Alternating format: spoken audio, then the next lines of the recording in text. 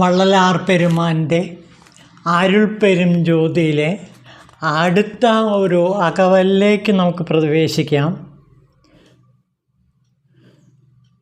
തൂയ കലാന്തസുഖം തരുവെളിയനും ആയ ചിത്സഭയിൽ അരുൾപ്പെരും ജ്യോതി.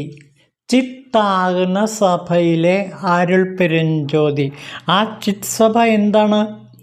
തൂയ കലാന്തസുഖ തരുവെള്ളി. തരുവെള്ളിയെ, അതായത് ചിതാകാശത്തെ വള്ളലാർ പെരുമാൻ ഒരു ശൈവ സിദ്ധാന്തത്തിലെ ശ്രദ്ധേയമായ ഒരു ദർശനം ആവിഷ്കരിച്ചുകൊണ്ട് വിശദീകരിക്കണം.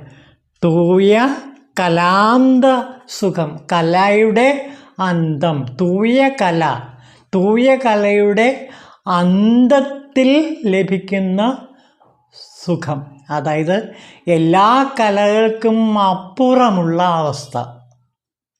ഭൂതവർത്തമാന ഭാവി കാലങ്ങൾക്കും അപ്പുറമുള്ള നിത്യനിതാന്തമായ ശൂന്യമായ ഒരു തലം, അതാണ് തരുവെളി. ആ ശൂന്യതയുടെ തലം, ആ ശൂന്യതയുടെ തലത്തിൽ എന്തുണ്ട്? ഈ പ്രകാശജ്യോതി, അരുൾപ്പെരും ജ്യോതി പ്രകാശിച്ചുകൊണ്ടേ നിൽക്കുന്നു.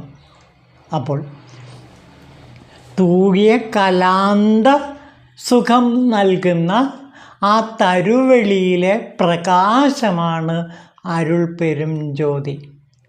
ഭൂതവർത്തമാന ഭാവി കാലങ്ങൾക്കുമപ്പുറമുള്ള ശൂന്യത എന്ന് പറയുന്ന ആ മഹാശൂന്യതയാകുന്ന തരുവെളിയിലെ ചിത്സഭ, ചിദംബരം.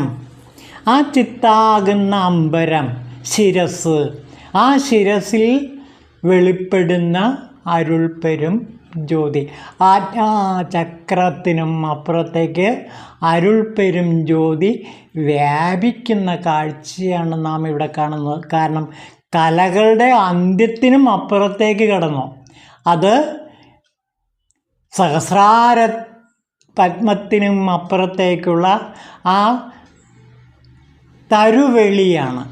ആ തരുവെളിയെ പലരും പല പേരിട്ടാണ് വിളിക്കുന്നത്.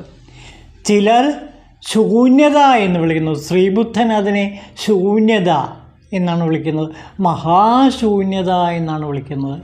ഈ മഹാശൂന്യതയിൽ പ്രകാശിച്ചു നിൽക്കുന്ന അരുൾപ്പെരും ജ്യോതി.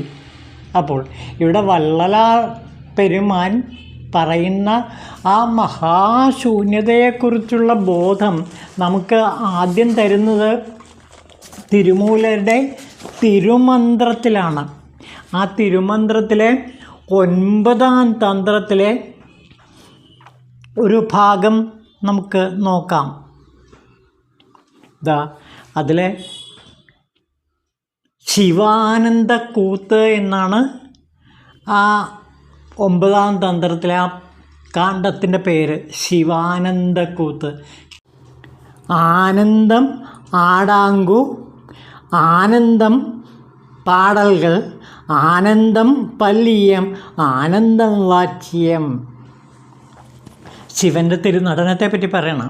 ശിവൻ്റെ തിരുനടനം ശിരസിൽ തെളിയുന്ന ശിവജ്ഞാനിയുടെ സഹസ്രദളം ശിവൻ്റെ നൃത്തമണ്ഡപമാണ്. ആ നാട്യഗ്രഹത്തിൽ ഉദയമാകുന്ന പല ഭാഗങ്ങൾ കൊണ്ട നാദശബ്ദങ്ങൾ ശിവൻ്റെ നാട്യ സംഗീതമാണ്. ഇങ്ങനെ അവാച്യമായ ശിവാനന്ദ നൃത്താനുഭൂതിയിൽ ആറാടി നിൽക്കുന്ന ശിവജ്ഞാനിക്ക് പ്രപഞ്ചകടാക്ഷം പ്രപഞ്ചത്തിലുള്ള അഖില ചരാചരവും പരമാനന്ദം നൽകുന്നു എന്നാണ് തിരുമൂലദേവൻ പറയുന്നത്. പിന്നെ അദ്ദേഹം പറയണം, ചെഞ്ചുട കണ്ടല തുടു ചെൻഡു അപ്പുറം എന്ന് പറഞ്ഞൊരു മന്ത്രത്തിൽ ദൃശ്യമായ പ്രപഞ്ചത്തിലെ അതിസൂക്ഷ്മമാണ് ആകാശം. തിരുമൂലർ പറയുകയാണ്, ദൃശ്യമായ പ്രപഞ്ചത്തിലെ അതിസൂക്ഷ്മമാണ് ആകാശം. ഒഴിവാണ് ആകാശത്തിൻ്റെ സ്വരൂപം. ഇന്ദ്രിയഗ്രാഹ്യമല്ലെങ്കിലും ഗ്രാഹ്യവസ്തുക്കൾ ശൂന്യമെന്ന ആകാശത്തെ അവലംബിച്ചാണ് നിലനിൽക്കുന്നത്. അപ്പോൾ ഈ ശൂന്യതയിലാണ് എല്ലാ വസ്തുക്കളും നിലനിൽക്കുന്നത് എന്ന് മനസ്സിലാക്കുക. ജാഗ്രത അവസ്ഥയിൽ ജീവൻ്റെ പ്രജ്ഞ ദൃശ്യമായ ഭൂതകാലത്തിലും ജാഗ്രത അവസ്ഥ വിട്ട സ്വപ്നാവസ്ഥയിൽ പ്രാണൻ ഭൂതകാലത്തെ വിട്ട് ചെഞ്ചുടർ പോലെ പ്രകാശിച്ചു നിൽക്കുന്ന ചിതാകാശത്തിനുള്ളിലും അടങ്ങി നിൽക്കും. സ്വപ്നാവസ്ഥയും വിട്ടൊഴിഞ്ഞ് അവിദ്യ എന്ന അന്ധകാരമായ സുഷുപ്തിയിൽ പ്രജ്ഞ സ്വയം പ്രജ്ഞയായി അതിൽ തന്നെ ലയിച്ചിരിക്കുന്നു. ഇതിനെയാണ് ചിതാകാശം എന്ന് പറയുന്നത്.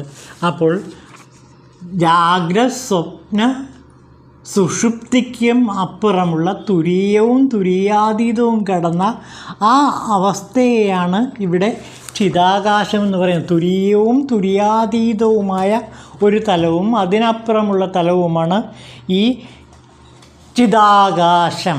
ആ ചിതാകാശത്തെ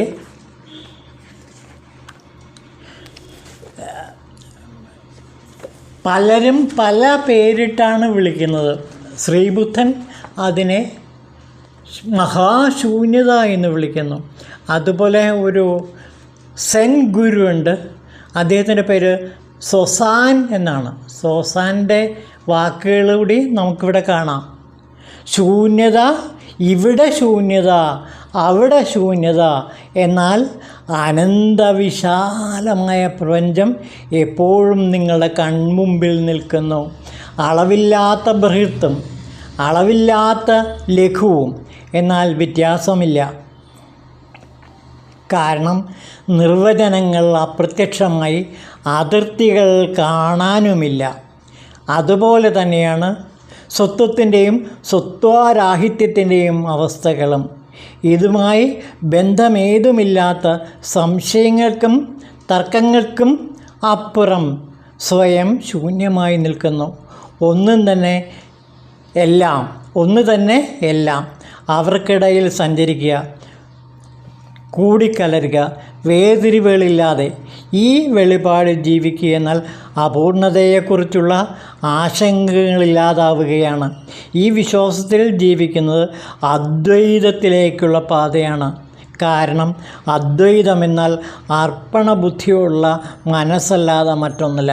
വാക്കുകൾ വഴി വാക്കുകൾക്ക് അതീതമാണ്. കാരണം അതിൽ ഇന്നലെയോ നാളെയോ ഇന്നോ ഇല്ല. അപ്പോൾ ഇന്നലെയോ ഇന്നോ നാളെയോ ഇല്ലാത്ത കാലം, ആ കാലത്തിൻ്റെ എല്ലാ കലകളുടെയും അന്ത്യം, ആ അന്ത്യമാണ് ചിതാകാശം. അത് തരുവെളിയാണ്. ആ തരുവെളിയാകുന്ന ചിത് സഭയിൽ, ചിത്താകുന്ന അമ്പരത്തിൽ, ചിദംബരത്തിൽ വിളങ്ങുന്ന അരുൾപ്പെരും ജ്യോതി. അപ്പോൾ ചിദംബരത്തിൽ വിളങ്ങുന്ന അരുൾപ്പെരും ജ്യോതി, ഇതാണ് ചിദംബര രഹസ്യം. ചിദംബര രഹസ്യം അജ്ഞാതമാണ് എല്ലാവർക്കും. പക്ഷേ ഇവിടെ വള്ളലാർ പെരുമാൻ ആ അജ്ഞാതമായ ചിദംബര രഹസ്യത്തെ അരുൾപ്പെരും ജ്യോതിയിൽ വെളിവാക്കുന്നു. എങ്ങനെ വെളിവാക്കുന്നു? തരുവളിയനുമായ ചിത്സഭയിൽ അരുൾപ്പെരും ജ്യോതി പ്രകാശിച്ചു നിൽക്കുന്നു. ഇതാണ് ശരിക്കും പറഞ്ഞാൽ തിരുവമ്പല ചക്രത്തിലെ ആ രഹസ്യ തത്വം, അജ്ഞാതമായ ചിദംബര രഹസ്യം.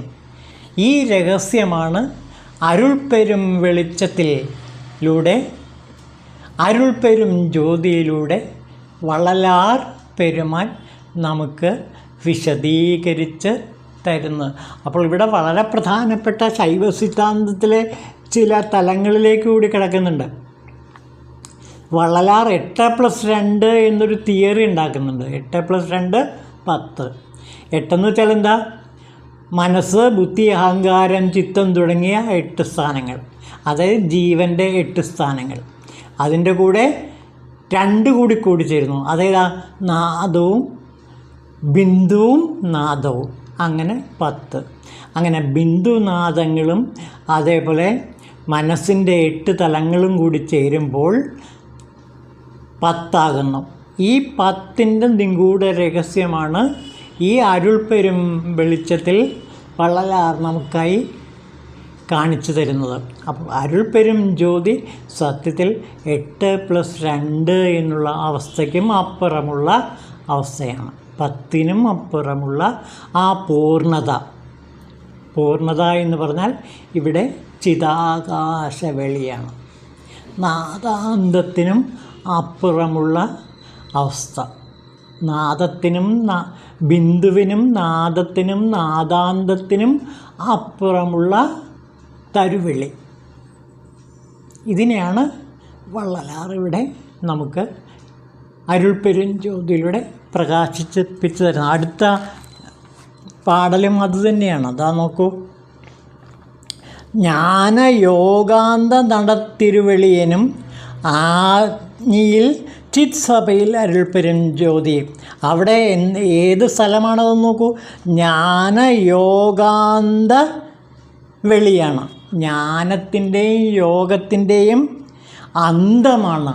അപ്പോൾ യോഗമാർഗത്തിൻ്റെയും ജ്ഞാനമാർഗത്തിൻ്റെയും അന്തമായ ചിതാകാശമാണ്, വെളിയാണ്. വെളി എന്ന് വെച്ചാൽ ആകാശം, ചിതാകാശം. ആ ചിതാകാശത്തിലെ ചിത്സഭയിലാണ് ഈ അരുൾപ്പെരും ജ്യോതി പ്രകാശിക്കുന്നത്. അപ്പോൾ ജ്ഞാന യോഗത്തിനും അതേപോലെ യോഗത്തിനും അപ്പുറമുള്ള വെളിയാണ്, ആകാശമാണ്, ചിത് സഭയാണ്. ആ ചിത് സഭയിലാണ് ഈ അരുൾപ്പെരും ജ്യോതി പ്രകാശിക്കുന്നത്. അതാണ് സാക്ഷാൽ ചിദംബര രഹസ്യം, അരുൾപ്പെരും ജ്യോതി. അപ്പോൾ ജ്ഞാനത്തിനും അന്തമായിട്ടുള്ള യോഗത്തിനും അന്തമായിട്ടുള്ള അരുൾപ്പെരും ജ്യോതി. ഈ അരുൾപ്പെരും ജ്യോതിയാണ് ചിത് സഭയിൽ, ചിത് ആകുന്ന സഭയിൽ പ്രകാശിച്ച് ജ്വലിച്ച് നിൽക്കുന്നത്. അപ്പോൾ നമ്മുടെ ചിതാകാശവെളി എന്ന് വെച്ചാൽ ശരിക്കും ശിരസ് തന്നെയാണ്. ശിരസിൻ്റെ പല ഭാഗങ്ങളാണ്. അതിനെയാണ് ശിവലിംഗം എന്ന് ശൈവസിദ്ധാന്തത്തിൽ പറയുന്നത്. ശിവലിംഗത്തിന് 4 തലങ്ങളുണ്ട്. അതിൻ്റെ പൂർവഭാഗം, മധ്യഭാഗം, ഉത്തരഭാഗം, ഉത്തരാന്ത ഭാഗം, അങ്ങനെയുള്ള 4 ഭാഗങ്ങളുണ്ട് ഈ ശിവലിംഗത്തിന്. ഇതിലെ ഉത്തരവും ഉത്തരാന്തവുമായ ഭാഗങ്ങളെക്കുറിച്ചിട്ടാണ് ഇവിടെ വള്ളലാർ പെരുമാൻ ഈ ചിത്സഭ, ചിതാകാശവെളി എന്ന വാക്കിലൂടെ പ്രകടമാക്കുന്നത്. അവിടെയാണ് ശരിക്കും അരുൾപ്പെരും ജ്യോതി. ഈ അരുൾപ്പെരും ജ്യോതിയുടെ ചിദംബര രഹസ്യമാണ് ഇവിടെ വള്ളലാർ പെരുമാൻ വെളിവാക്കുന്നത്. അപ്പോൾ ശരിക്കും ഇതേവരെ ആരും കാണാത്ത ആ ചിദംബര രഹസ്യത്തെ വളരെ ലളിതമായിട്ട് വള്ളലാർ പെരുമാൻ നമുക്ക് വിശദീകരിച്ച് അരുൾപ്പെരും ജ്യോതിയായിട്ട്, ചിതാകാശത്തിലെ അരുൾപ്പെരും ജ്യോതിയായിട്ട്, ചിത് സഭയിലെ അരുൾപ്പെരും ജ്യോതിയായിട്ട് നമുക്ക് കാണിച്ചു തരികയാണ് ചെയ്യുന്നത്. ഓം ശിവായ നമഃ.